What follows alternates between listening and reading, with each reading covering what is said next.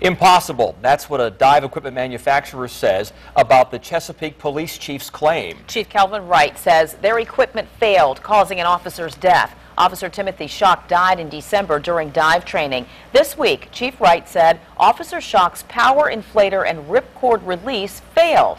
And after his death, during testing, 12 other divers' ripcord releases failed. 10 on your side's Melanie Woodrow has been digging for answers and has an exclusive interview with the manufacturer's president and engineer. Melanie, what does he say? Nicole, Ziegel Dive Systems president and engineer both say the Chesapeake Police Department has not contacted them. They haven't seen the equipment Officer Schock was diving with when he died, and neither have we. These pictures that you see behind me, the Chesapeake Police Chief provided to the media are examples of similar dive equipment. The manufacturer's engineer tells me they're not even broken. Ziegel Dive Systems president and engineer say they learned there was an alleged problem with their equipment when Hampton Roads dive stores started calling them about 10 on your side's report. In it, Chesapeake Police Chief Wright said 12 divers' weight release systems failed during testing after Officer Timothy Schock's death. What? 12 would fail? And what was the test?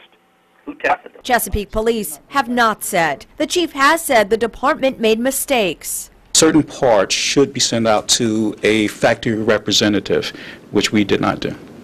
Why not? I don't know the answer to that.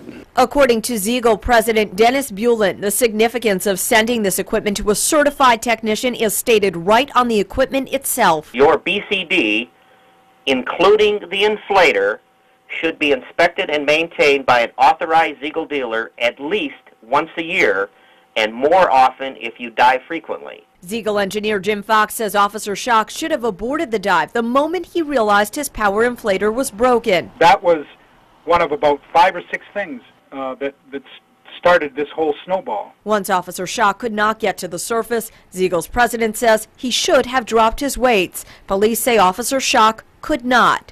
Sometimes people modify the ripcord system too. That's why the fact that 12 of them failed is very, very, very curious and bizarre, because that just doesn't happen. Ziegel's president doesn't know if they were modified because he hasn't seen them. They have a real diving expert look at the equipment, all the equipment that was actually used, and investigate the training procedures and everything that was done. I think you're on the right track. You're going to find out what the real problem really was here. And we're staying on this track, asking Chesapeake Police questions about the dive team's training and equipment. We'll have some of those answers in our next half hour. We'll also let you know what the other cities' dive teams around Hampton Roads had to say today about their equipment. Melanie Woodrow, 10 on your side. And coming up at 6, Melanie will tell you what type of dive suit Officer Schock had on and why that detail is important to the investigation into his death.